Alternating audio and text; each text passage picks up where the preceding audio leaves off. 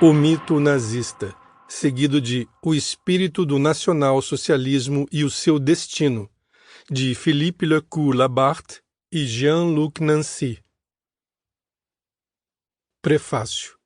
Ph.L.L. I J.L.N. A primeira versão deste texto data de 11 anos atrás. Uma segunda versão foi redigida há 3 anos para uma publicação nos Estados Unidos.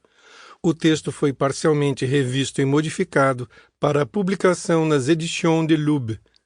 Em 1991, mais ainda que em 1980, um estudo intitulado O Mito Nazista poderia parecer representar, antes de mais nada, o interesse de um estudo histórico. Que fique bem claro que não pensamos em nada parecido. Além disso, desde a primeira aparição deste texto, nós havíamos sublinhado que não fazemos um trabalho de historiador, mas de filósofo. O que significa, entre outras coisas, que o que está em jogo neste trabalho é o presente e não o passado. É pela preocupação com a clareza que nós simplificamos desse modo a vocação da história. Como esses jogos se dão no nosso presente, é o que nós tentaremos dizer aqui de modo breve. De uma maneira geral, o nosso presente está longe de estar em paz com o seu passado recente nazista e fascista, ou ainda com o seu passado stalinista e maoísta ainda mais recente. E talvez, olhando de mais perto, reste-nos mais coisas a esclarecer do primeiro que do segundo. Ao menos este último não se produziu na nossa Europa do Oeste. Que, assim sendo, nós sempre tenhamos de dar explicações e nos explicarmos. Que nós sempre tenhamos uma dívida ou dever de memória, de consciência e de análise, eis o que uma maioria dos nossos contemporâneos admite. No entanto, as razões e os fins não são sempre muito claros e tampouco satisfazem. Apela-se para a vigilância com relação aos possíveis retornos. É o tema do nunca novamente. E, de fato, a atividade e agitação das extremas-direitas nos últimos anos, o fenômeno do revisionismo no que tange a Shoah, a facilidade com a qual os grupos neonazis surgem na ex-Alemanha Oriental, os fundamentalismos, nacionalismos e purismos de todas as espécies, de Tóquio a Washington e de Teherã a Moscou, tudo isso de fato exige essa vigilância.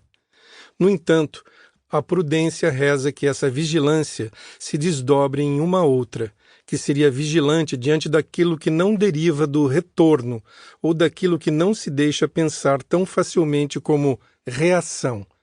Os retornos e repetições simples são bem raros, quando não inexistentes na história. E se o fato de se portar uma suástica ou a sua inscrição são dados infames, eles não são necessariamente, sejamos precisos, eles podem ser, mas não são necessariamente os signos de um ressurgimento nazista verdadeiro, vivo e perigoso. Eles podem derivar apenas da debilidade ou da impotência. Mas existem outras espécies de repetição que de resto podem se ignorar enquanto tais, cuja evidência é muito mais dissimulada, cujo procedimento mesmo é muito mais complexo e discreto, e cujos perigos não são menos reais. Esse poderia muito bem ser o caso desses discursos contemporâneos, numerosos agora, que clamam por um mito, pela necessidade de um novo mito ou de uma nova consciência mítica, ou ainda pela reativação dos mitos antigos. Esses discursos não empregam sempre o termo mito e, inclusive, não mobilizam sempre uma argumentação explícita e precisa a favor da função mítica. Mas existe no ar do tempo um clamor ou uma espera surda de algo como uma representação, uma figuração, a saber, uma encarnação do ser ou do destino da comunidade. Essa palavra por si própria já parece despertar esse desejo. Ora, é justamente dessa identificação simbólica, ou imaginária, segundo o léxico que escolhermos, em todo caso, por meio de imagens, símbolos, narrativas, figuras e também de elementos que os portam ou os exibem, que o fascismo Sample complete. Ready to continue?